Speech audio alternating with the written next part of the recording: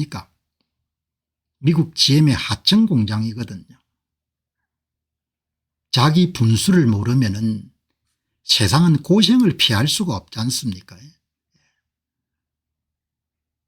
돈 더 내라고 이러면 땡깡 뿌리면은 지금까지 사업하고 있는 것만 대단한 거죠.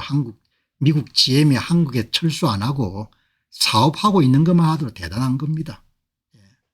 돈 더 내라고 이러면 땡깡 지우지 않습니까 이게. 여기 보시면은 이번에 지금 이제 노사 협상이 진행되는 모양인데 뭐 결론적으로 이야기하게 되면은 근로자 1인당 6,300만 원 정도 더 내라 이야기인 거죠. 그러니까 이거를 보면은 참 사람들이 소견이 좁고 이제 한국 GM이 떠나고 나면은 몇십만 명 이런 길거리로 나 앉을 거 아닙니까? 자동차 산업은 고용 창출 효과가 크기 때문에 어마어마하게 중요한 산업인 거죠. 그렇지 않더라도 수입 완성차에 대해서 25% 정도 여러분들 관세를 때리기 때문에 한국에 자동차 만들 수 없는 겁니다. 미국 수출하기 위해 가지고. 현대 기아차도 한 100만 대 정도 수출하는데 대부분 미국으로 갈 수밖에 없는 겁니다. 울고 싶은데 뺨을 때려줬으니까 GM은 얼마나 좋겠습니까? 6,300만 원씩 더 내라 이렇게 이야기하지 않습니까? 나는 한국 GM이 철수하는 것이 거의 기정사실화됐다고 봅니다. 그분들이 함께 여러분들 이게 2018년 일이거든요. 2018년 2월 한국 GM 노조원들이 인천 부평구 한국 GM 본관에 있는 사장실에 들어와 의자를 던지는 모습이 사무실 내 CCTV에 촬영됐다. 앞서 이들은 카잼 한국 GM 사장이 자금난으로 성과금을 제때 지급하기 어렵다고 밝히자 오전 10시쯤 사장실 찾아와 카잼 사장에 항의한 뒤 나갔다가 곧 다시 돌아와 사장실을 점검했다. 망할 수밖에 없는 거예요. 망할 수밖에.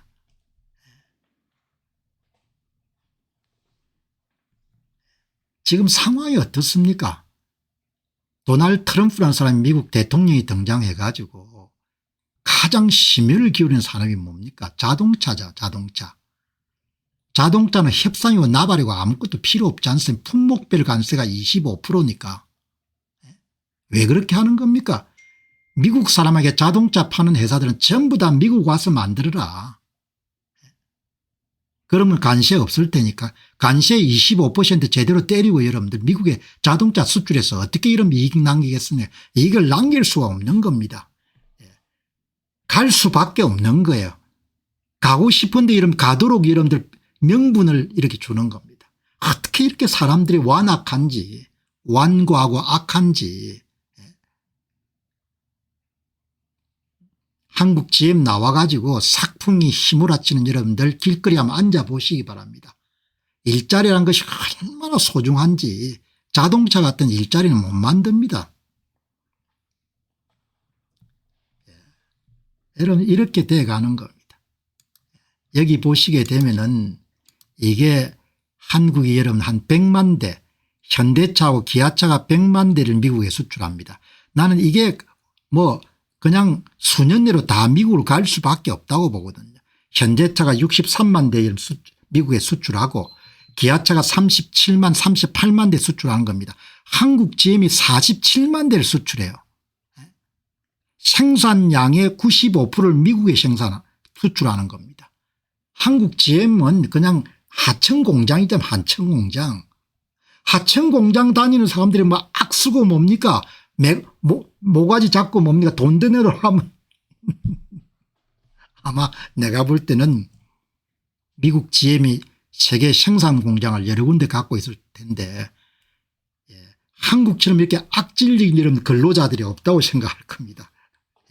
사장실 점검하고 기물 파괴하는 그런 데는 본인들이 여러분들 다국적 기업이니까 공장을 많이 운영해 봤겠지만 그런 데가 없을 겁니다. 정신 차릴 수가 없는 겁니다. 여러분이 일지 한번 보시기 바랍니다. 이거 보면 그냥 나가는 게 정해져 있습니다. 2018년 5월 31일 GM 군산공장 폐쇄,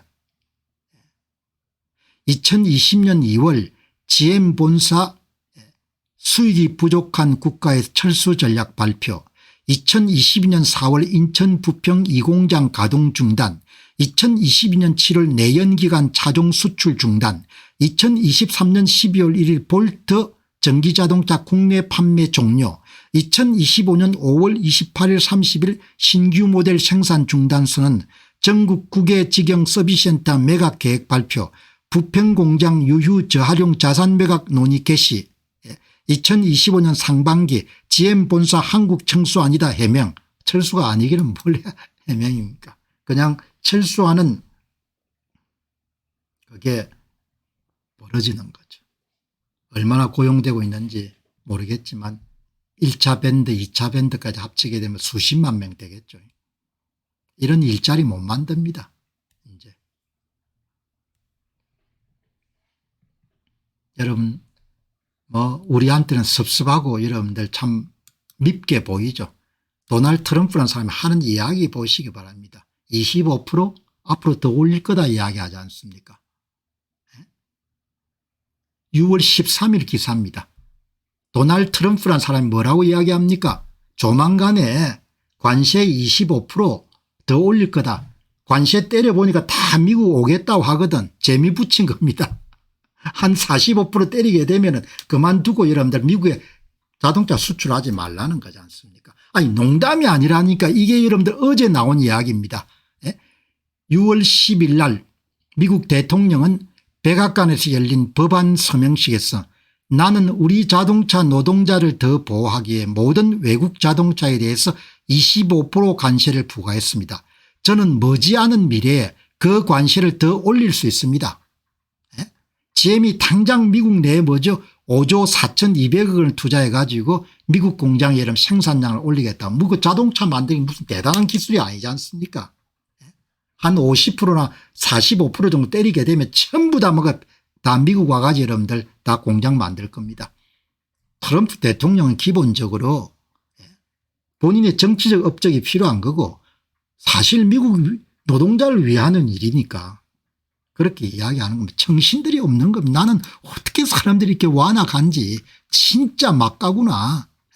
진짜 막가는 겁니다. 그러니까 동정할 가치가 없는 겁니다. 완전 철수라고 그래서 제가 이름을 붙인 겁니다. 한국 GM은 완전 철수다. 당신들이 봐라. 이 양반 앞으로 25% 45% 50% 올릴 거다 이야기죠. 딱 본인이 관세 정책을 집행해 보니까 미국 언론들이 악을 쓰더라도 하니까 전부 다 오네 이렇게 판단한 겁니다. 그럼 더 올려야겠다.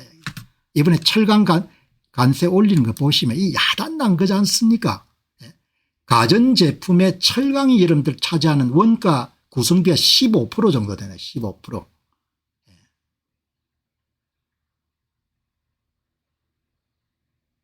미국산 철강 안 쓰면 여러분들 미국에 판 가전제품에 미국산 철강을 쓰지 않으면은 철강 가전제품에 사용하는 철강 관세를 50% 이름 때려야겠다. 이렇게 이야기하는 거잖아요. 6월 23일부터. 가전제품 여러분 한국 내 협력사들이 영업이익률이 3%밖에 안 된다는 거잖아요. 내가 여러 번 강조를 했지 않습니까? 25% 정도 내고 사업 못한다 이야기죠. 철강 관세를 50% 정도 부과하는 6월 23일부터 15% 아니냐. 가전제품에 차지하는 냉장고 같은 이런 가전제품에 차지하는 원가 구성비가 30% 정도 되는 겁니다. 어마어마한 거죠. 6월 23일부터 철강 파생제품 명단, 가전제품은 철강 파생제품입니다. 관세를 50% 이름 때리는 겁니다. 그럼 미국산은 안 쓰고는 할 수가 없는 겁니다. 영업이익률이 여러분들 가전 같은 건 경쟁이 치열하기 때문에 거의 그게 없지 않습니까? 이 보면 여기 가전업계는 철강이 전체 원가의 30%를 차지하기 때문에 관세 50%를 때리게 되면 제조 원가가 15%까지 올라간다는 거죠. 여기 영업이익률이 제 생각은 7% 8% 될 겁니다. 영업이익률이 7% 8%인데 제조 원가를 15% 정도 이런 관세를 때리게 되면 어떻게 살겠습니까?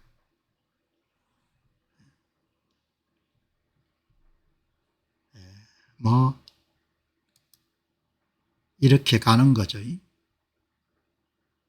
그리고 미국의 언론들이 관세에 대해서 악을 쓰더라도 트럼프 대통령은 일단 주산 계산기 두드리게 보니까 본인이 먹혀 들어가고 있다고 확신하는 겁니다.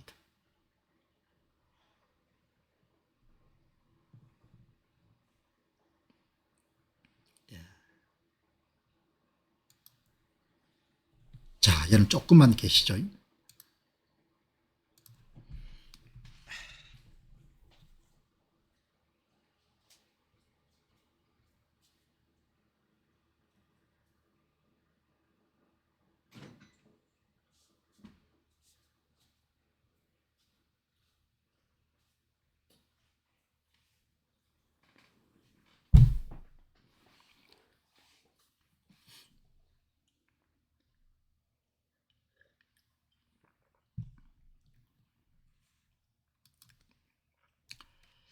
자, 여러분 이 방송 준비하면 여러분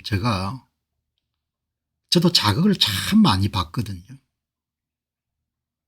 제가 평생 참 열심히 살아왔고 지금도 젊은 날하고 똑같은 태도를 가지고 이렇게 매일매일 사는 거죠. 어느 시대인지 이런 변화의 경랑이 치지 않던 그런 시대가 없지만 지금은 참 심각하네요. 제가 여러분 의도하거나 이런 부분들이 방송 보시는 분들한테 많이 전해지기를 바랍니다. 제 방송을 또 그렇게 보지 않고 재미없어 하시는 분들은 할 수가 없는 거고 다 자기 눈의 안경이지 않습니까? 이 대형 광고사라는 것은 아주 안정적인 직장이고 좋은 직장이죠. 그리고 브랜드 파워나 진입 장벽이 있기 때문에 웬만큼 여러분들 신생기업들이 뚫고 들어올 수 없는 분야지 않습니까? 이 대형 광고사들이 AI 때문에 타격을 받는 겁니다. 무슨 이야기인가 하니까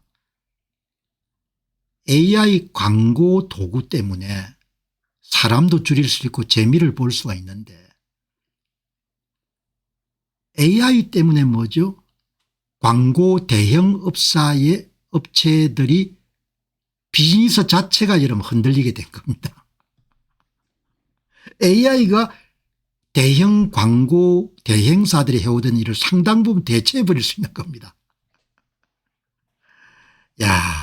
여러분이 보시기 바랍니다. 오늘 신문을 보다가 월스트리트저널에 여러분들 CMO 파트에 보니까 테크 자이언트들이 새로 출시되는 AI 광고 제작 툴 때문에 초대형 광고 대형사들의 입지를 위협하게 됐다. 이런 기사가 나온 겁니다. 내는 보통 무슨 이야기인 줄 알겠죠. AI 도구를 이용해 가지고 직원들을 감원할 수 있는 건 참 좋은 일인데 대형 광고 대행사만 할 수 있는 고유한 업무를 AI가 그냥 잠식해 버렸구나. 큰 사건이네요. 메타, 구글, 아마존 이런 회사들이 지금 총력을 기울여 가지고 AI 광고 제작 도구를 여러분들 준비하고 있지 않습니까? 일명 AI 광고 제작 에이전트입니다. 광고 기획부터 시작해 가지고 이미지 동영상 생성 그리고 고객 타겟팅하는 데까지 광고 이런 배치라는 이런 부분까지 다 AI가 대응을 해버리는 겁니다. 본래 그 일을 누가 해야 하는 거 하니까 대형 광고사들이 해온 겁니다. 그거를 먹어버린 겁니다.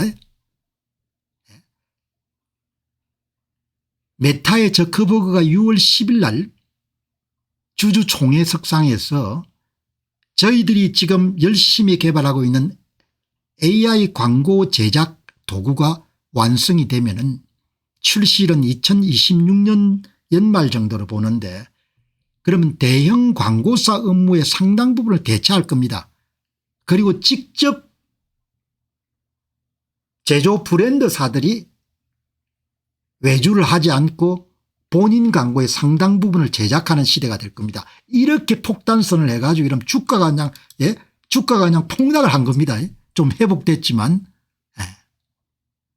여기 이제 미국을 대표하는 퍼블리시스 그룹, 옴니콘 그룹, 우리한테는 익숙하지 않지만 인터파블릭 그룹, 이런 게 이제 미국에서 지금 가장 큰 그런 광고 대행사입니다. 제 이야기의 요지는 기술 변화가 그냥 세상을 요동치게 하고 있다는 겁니다. 앞으로 대학이 건재할지, 사무직 직원들은 내 일자리가 건재할지 잘 모르겠다는 겁니다. 이제 이렇게 지금 돌아가는 겁니다. 여러분들, 이 회사들이 엄청나게 큰 회사들입니다. 옴니콤 그룹 시장 가치가 180억 불입니다. 퍼블리시스 그룹 250억 불입니다. 시장 가치가. 인터파블릭 그룹 120억 불입니다. 이런 회사들은 진입장벽이 엄청나게 높기 때문에 진짜 영원할 줄 알았던 겁니다. 이런 회사들이 그냥 흔들리기 시작하는 겁니다. 그러면 이런 회사들만 흔들리는 게 아니고 소프트웨어 엔지니어들이 해고가 되고, 그다음 뭐 마케팅, 재무 이런 사람들이 다 해고가 되는 겁니다. 도대체 어디로 흘러갈지.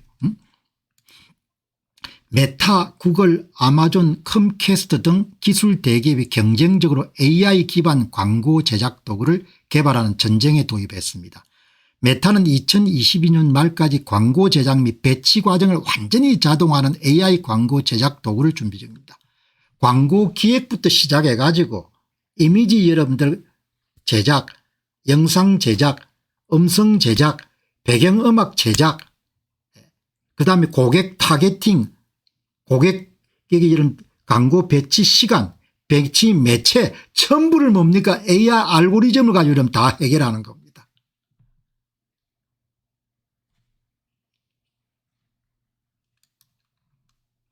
이런 시대에 사는데 정신 못 차리면 광고 기획, 이미지 및 비디오 제작, 타겟팅 설정, 광고 배치 등 광고 준비부터 출시까지 전 과정을 자동화해 버리는 겁니다.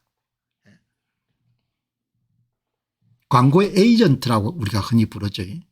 광고 전문직들보다 훨씬 잘하겠죠.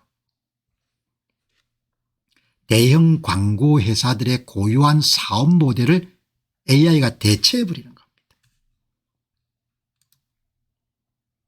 퍼블리시 그룹, 옴니콤, WPP, 인터퍼블릭 대형 광고 대행사들의 시장 주도권 상실이 우려됩니다. 시장 자체가 없어지는 겁니다. 주가가 3 내지 4% 정도 하락한 겁니다. 내 같으면 이런 주식 안 갖고 있죠. 너무나 가는 길이 뻔하기 때문에. 뷰티 기업 로레알은 엔비디아와 협력해서 AI 광고 제작을 활용하고 있습니다. 대기업들이 광고 대행사 의존도를 줄이고 AI 도구를 적극적으로 활용하기 시작했습니다. 저커버그가 노골적으로 이야기해버렸네요. 6월 10일 연례 주주총회에서 메타가 개발 중인 AI 기반 광고 제작 도구가 2026년 말까지 완성될 경우 기업들이, 브랜드들이 광고계의 콘텐츠 제작 타겟팅 전 과정을 자동화할 수 있게 될 것입니다. 이 기술이 완전히 구현되면 많은 회사들, 브랜드가 대형사의 크리에이티브 서비스를 생략하고 직접 캠페인을 운영할 가능성이 있습니다. 이것은 광고 산업의 구조적 변화를 가지고 있습니다. 엄청난 충격을 준 거죠. 여러분들, 이거를 가장 잘 알 수 있는 사람은 누구냐? AI 도구를 만드는 사람입니다. 코딩 업계의 상황을 가장 잘 알 수 있는 사람은 앞으로 소프트웨어 엔지니어들이 어떤 운명에 처하게 될지를 가장 잘 아는 사람은 엔스로픽사의 CEO 같은 사람입니다. 그 사람들이 대량 해고가 불가피하다 이야기하지 않습니까? 그 사람들이 가장 잘 아는 겁니다. 광고 시장의 변화가 어떻게 일어날 것이를 가장 잘 아는 것은 메타의 저커버그인 겁니다. 광고 업계에 있으면서 본인이 AI 광고 제작 도구를 만들고 있기 때문에 어느 부분까지 대처할 줄 아는 겁니다. 여러분 이렇게 이야기되니까 화들짝 놀래가 여러분들 그 바로 밑에 있는 CMO 알렉스 슐츠가 봉합을 한 거죠. 저커버그의 발언은 기술의 잠재력을 강조한 것이 대형사를 배제하는 의도가 아닙니다. 뭐 쓸데없는 이야기입니다. 물은 위에서 아래로 흐르니까 뭐라고 이야기하든지 그냥 썰어버리는 겁니다.